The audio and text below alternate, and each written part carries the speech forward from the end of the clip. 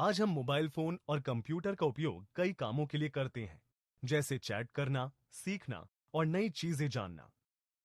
इसलिए यह जानना बहुत जरूरी है कि ऑनलाइन सुरक्षित कैसे रहें और अगर किसी साइबर खतरे का सामना हो तो क्या करना चाहिए।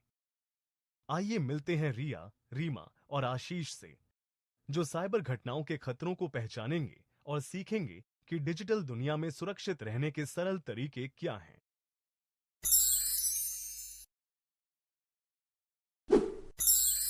Rima, I got added to a random WhatsApp group today. I don't even know anyone there. They are sharing links to free prizes and gifts. It seems odd. Ria, that sounds risky.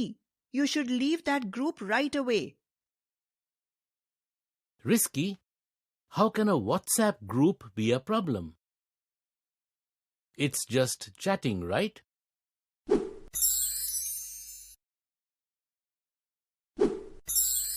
Reema, आज मुझे एक अजीब से WhatsApp group में add कर दिया गया। मैं वहाँ किसी को जानती भी नहीं। वे लोग फ्री गिफ्ट्स और इनामों के लिंक शेयर कर रहे हैं। कुछ अजीब लग रहा है। रिया, ये तो खतरनाक लग रहा है। तुम्हें तुरंत उस ग्रुप से बाहर निकल जाना चाहिए। खतरनाक? एक व्हाट्सएप ग्रुप कैसे समस्या बन सकता है?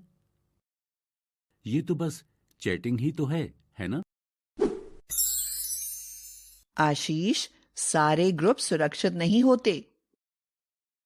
कुछ लोग फेक ग्रुप्स बनाते हैं ताकि दूसरों को धोखा दे सकें। वे तुम्हें गलत लिंक भेज सकते हैं, तुम्हारी निजी जानकारी चुरा सकते हैं या फिर तुम्हारे फोन में वायरस डाल सकते हैं। इसे ही साइबर घटना कहते हैं। लेकिन ये असल में होता कैसे है? क्या तुम मुझे कोई साइबर घटना का उदाहरण दे सकती हो? बिल्कुल। जरा सोचो, तुम्हें एक मैसेज आता है, बधाई हो, आपने एक फ्री स्मार्टफोन जीत लिया है। अपना इनाम पाने के लिए इस लिंक पर क्लिक करें। यह बहुत रोमांचक लगता है ना? हाँ, फ्री फोन कौन नहीं चाहेगा? बिल्कुल। जैसे ही तुम उस लिंक पर क्लिक करते हो, या तो वो तुमसे निजी जानकारी मांगता है या फिर वो तुम्हारे फोन में कोई खतरनाक ऐप इंस्टॉल कर देता है। यह तुम्हारा डेटा चुरा सकता है, तुम्हारे सोशल मीडिया अकाउंट को हैक कर सकता है या अगर तुम सतर्क न रहे तो तुम्हारा बैंक अकाउंट खाली कर सकता है। अरे नहीं, ये तो डरावना लग रहा है। साइबर घटना तब होती है जब कोई आपकी ऑनलाइन सुरक्षा या प्राइवेसी को नुकसान पहुंचाने की कोशिश करता है। यह हैकिंग, फिशिंग या खतरनाक सॉफ्टवेयर भेजकर हो सकता है, जो आपके फोन या कंप्यूटर को नुकसान पहुंचा सकता है या आपकी निजी जानकारी चुरा सकता है। समझ में आ गया। लेकिन अगर हमें ऐसे लिंक्स या मैसेज मिले तो हमें क्या करना चाहिए? चिंता मत करो रिया, तुमने बिल्कुल सही किया जो किसी भी लिंक पर क्लिक नहीं किया। अब तुम्हें यह करना चाहिए, उस ग्रुप को तुरंत छोड़ दो ताकि आगे और कोई जोखिम भरा मैसेज ना दिखे। इसे छोड़ने के लिए तुम यह कर सकती हो, अपने फोन में व्हाट्सएप खोलो, उस ग्रुप पर जाओ जिसे तुम छोड़ना चाहती हो। ऊपर ग्रुप के नाम पर टैप करो, नीचे स्क्रॉल करो और एग्जिट ग्रुप पर टैप करो और फिर दोबारा एग्जिट पर टैप करके पुष्टि करो।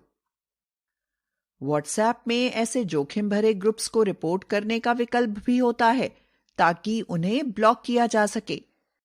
व्हाट्सएप खोलो और ग्रुप में जाओ, ऊपर ग्रुप के नाम पर टैप करो, नीचे स्क्रॉल करो और रिपोर्ट ग्रुप पर टैप करो। तुम चाहो तो उसी समय ग्रुप को छोड़ने का विकल्प भी चुन सकते हो और फिर रिपोर्ट पर टैप करके पुष्टि करो। जो भी व्यक्ति तुम्हें संदिग्ध मैसेज भेजे उसे ब्लॉक कर दो। इसके लिए तुम ये कर सकती हो, व्हाट्सएप खोलो और उस व्यक्ति की चैट में जाओ, ऊपर उसके नाम पर टैप करो, नीचे स्क्रॉल करो और ब्लॉक पर टैप करो और फिर दोबारा ब्लॉक पर टैप करके पुष्टि करो। कभी भी अनजान लिंक पर क्लिक ना करो और ना ही किसी अजनबी से कोई फाइल डाउनलोड करो। अपने दोस्तों और परिवार को भी सावधान करो ताकि वे भी इस तरह के झांसे में ना आएं। हाँ, बात तो सही है, लेकिन अगर गलती से मैंने उस लिंक पर क्लिक कर ही दिया हो तो? अगर ऐसा हो जाए तो घबराने की जरूरत नहीं है, बस तुरंत ये काम करो। कंप्यूटर में ब्राउजर टैब के ऊपर एक्स पर क्लिक करके उस वेब पेज को तुरंत बंद कर दो या मोबाइल डिवाइस में ब्राउजर को स्वाइप करके बंद कर दो। किसी भी तरह की निजी जानकारी जैसे नाम, मोबाइल नंबर या बैंक डिटेल्स बिल्कुल भी दर्ज ना करो। अपने फोन में वायरस स्कैन चलाओ ताकि यह पता चल सके कि कोई खतरनाक ऐप या फाइल तो नहीं आ गई। इसके लिए तुम ये कर सकती हो, गूगल प्ले स्टोर खोलो और ऊपर अपनी प्रोफाइल फोटो पर टैप करो, प्ले प्रोटेक्ट पर टैप करो, स्कैन पर टैप करो और इंतजार करो। अगर कोई हानिकारक ऐप मिले तो तुरंत उसे हटा दो। अगर तुमने कोई लॉगिन डिटेल्स शेयर कर दी हो तो अपने पासवर्ड तुरंत बदलो। किसी भरोसेमंद व्यक्ति को बताओ, जैसे माँ बाप या शिक्षक को, ताकि वे मदद कर सकें। पहले तुमने साइबर घटनाओं का जिक्र किया था, जैसे फिशिंग, हैकिंग और मैलवेयर। अगर हम गलती से इनका शिकार हो जाएं, तो हमें क्या करना चाहिए? रुको रीमा, फिशिंग अटैक तब होते हैं जब नकली मैसेज या ईमेल हमें धोखे से अपनी निजी जानकारी साझा करने पर मजबूर कर देते हैं।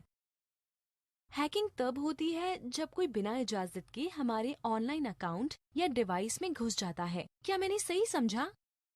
बिल्कुल, मुझे खुशी है कि तुम्हें वो सब याद है जो हमने पहले सीखा था।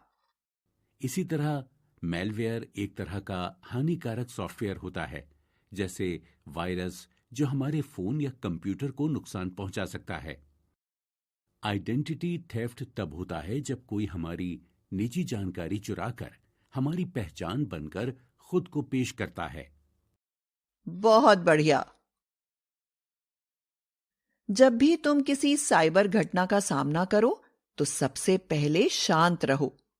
जल्दबाजी में कोई कदम मत उठाओ, जैसे और लिंक पर क्लिक करना या संदिग्ध मैसेज का जवाब देना। अगर मैलवेयर की आशंका हो तो इंटरनेट डिस्कनेक्ट कर लो, वाईफाई और मोबाइल डेटा बंद कर दो ताकि और ज्यादा नुकसान ना हो सके। अपने डिवाइस को किसी भरोसेमंद सिक्योरिटी ऐप से स्कैन करो ताकि वायरस या हानिकारक फाइलें पकड़ी जा सकें। अगर तुम्हें लगता है कि तुम्हारे अकाउंट्स खतरे में हो सकते हैं तो अपने पासवर्ड्स तुरंत बदल दो। इस बारे में किसी भरोसेमंद बड़े शिक्षक या जरूरत हो तो साइबर क्राइम हेल्पलाइन को रिपोर्ट करो। ये तो बहुत काम की जानकारी है, लेकिन अगर कोई हमें धोखे से हमारी निजी जानकारी दिलवा ले तो क्या हम फिर से कुछ कर सकते हैं? हाँ रिया, अगर तुम्हें बाद में एहसास हो कि तुमने गलती से अपनी निजी जानकारी शेयर कर दी है तो तुम्हें ये करना चाहिए। अगर तुमने बैंक से जुड़ी जानकारी दी है तो तुरंत अपने बैंक को बताओ ताकि वे तुम्हारा अकाउंट सुरक्षित कर सकें। अपने सभी जरूरी अकाउंट्स के पासवर्ड बदल दो। अपने ईमेल या सोशल मीडिया पर किसी भी संदिग्ध गतिविधि पर नजर रखो। दूसरों को भी सतर्क करो ताकि वे भी उसी जाल में न फंसें। रीमा, तुम्हें मेरी दोस्त नेहा याद है ना? हाँ, क्या हुआ उसे? उस दिन उसने मुझे बताया कि उसे अपने सोशल मीडिया पोस्ट पर कुछ भद्दे कमेंट्स मिले थे। कुछ लोग उसकी तस्वीरों का मजाक उड़ा रहे थे और उसे अपमानजनक मैसेज भी भेज रहे थे। उसने कहा कि वो स्कूल नहीं जाना चाहती क्योंकि उसे शर्म महसूस हो रही थी। मुझे समझ नहीं आया कि मैं उसे क्या कहूं। क्या ऐसा अक्सर होता है? ये तो बहुत ही बुरा है। हाँ आशीष, इसे साइबर बुलिंग कहते हैं। जब कोई इंटरनेट का इस्तेमाल करके किसी को चिढ़ाता है, चोट पहुंचाता है या परेशान करता है, तो उसे साइबर बुलिंग कहा जाता है। यह बुरा व्यवहार भद्दे कमेंट्स के जरिए किसी की निजी तस्वीरें बिना इजाजत के शेयर करके या फिर धमकी भरे मैसेज भेजकर हो सकता है। साइबर बुलिंग किसी के आत्मविश्वास और मानसिक स्वास्थ्य पर बहुत बुरा असर डाल सकता है। इसीलिए इसके खिलाफ आवाज उठाना और इसे सही तरीके से हैंडल करना बहुत जरूरी है। ओह, अगर कोई हमें ऑनलाइन परेशान करे तो हमें क्या करना चाहिए? अगर कोई तुम्हें ऑनलाइन परेशान करे तो उसे जवाब मत दो, इससे मामला और बिगड़ सकता है। इसके बजाय स्क्रीनशॉट लेकर सबूत संभाल लो और उस व्यक्ति को ब्लॉक कर दो। तुम उसे उसी सोशल मीडिया प्लेटफॉर्म या मैसेजिंग ऐप पर रिपोर्ट भी कर सकते हो जहां यह हुआ है। मदद के लिए किसी माता-पिता, शिक्षक या जिस पर तुम भरोसा करते हो उससे बात करो। अगर मामला ज्यादा गंभीर हो जाए तो इसे अधिकारियों या साइबर क्राइम हेल्पलाइन को रिपोर्ट करना चाहिए। ऑनलाइन सुरक्षित रहना इसी पर निर्भर करता है कि हमें कब क्या करना है। रिया अब थोड़ा ज्यादा आत्मविश्वासी महसूस कर रही है, लेकिन उसके मन में अभी भी कुछ सवाल हैं। उसे कुछ और संदिग्ध चीजों के बारे में जिज्ञासा है, जैसे कि अजनबी कॉल्स। रीमा, कभी कभी मुझे ऐसे नंबर से कॉल आती हैं जिसे मैं नहीं पहचानती हूँ। मुझे क्या करना चाहिए? ये बहुत आसान है। अगर तुम्हें किसी अनजान नंबर से कॉल आती है तो सबसे पहले ऐसी कॉल का जवाब बिल्कुल मत दो। Block the number if it seems suspicious और कीप्स बॉदरिंग यू। कभी भी अपनी निजी जानकारी मत दो, चाहे कॉल करने वाला खुद को किसी बैंक या कंपनी का कर्मचारी ही क्यों ना बताए। स्कैमर्स अक्सर इसी तरह लोगों को धोखा देने की कोशिश करते हैं। अगर कोई हमें धोखा दे तो क्या होता है? क्या हम कहीं शिकायत कर सकते हैं? अगर तुम्हारे साथ कभी ऐसा हो जाए तो घबराओ मत, इसे हैंडल करने के तरीके हैं। सबसे पहले किसी भरोसेमंद व्यक्ति को बताओ, जैसे माता-पिता, शिक्षक या किसी बड़े को, ताकि वे मदद कर सकें। अगर धोखा किसी सोशल मीडिया ऐप या वेबसाइट पर हुआ है तो वहां के रिपोर्ट ऑप्शन का इस्तेमाल करके उसे फ्लैग करो। तुम साइबर क्राइम हेल्पलाइन पर कॉल कर सकते हो या फिर ऑफिशियल साइबर क्राइम वेबसाइट पर जाकर शिकायत दर्ज कर सकते हो।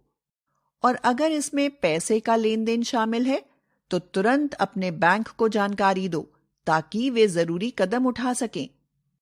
सतर्क रहना और यह जानना कि स्कैम की रिपोर्ट कैसे करनी है, इससे न सिर्फ तुम बल्कि दूसरे लोग भी ऑनलाइन सुरक्षित रह सकते हैं। रीमा, तुम्हारा बहुत बहुत धन्यवाद। मुझे तो पता ही नहीं था कि ये अजनबी व्हाट्सएप ग्रुप इतने खतरनाक हो सकते हैं। मैं अभी उन्हें छोड़कर रिपोर्ट कर दूंगी। यही है सही तरीका रिया। जब भी ऑनलाइन रहो हमेशा सतर्क रहो। और मैंने भी बहुत कुछ सीखा। अब से ना कोई अकाउंट डिटेल्स शेयर करूंगा और ना ही किसी अजीब लिंक पर क्लिक करूंगा। शाबाश आशीष। जैसे असल जिंदगी में सुरक्षित रहना जरूरी है, वैसे ही ऑनलाइन भी रहना जरूरी है। क्लिक करने से पहले हमेशा सोचो। बिल्कुल। अब मैं हर चीज को बहुत ध्यान से चेक करूंगी और जरूरत से ज्यादा सावधानी बरतूंगी। बिल्कुल सही। चलो हम सभी ऑनलाइन सुरक्षित रहें और दूसरों को भी ऐसा करने में मदद करें।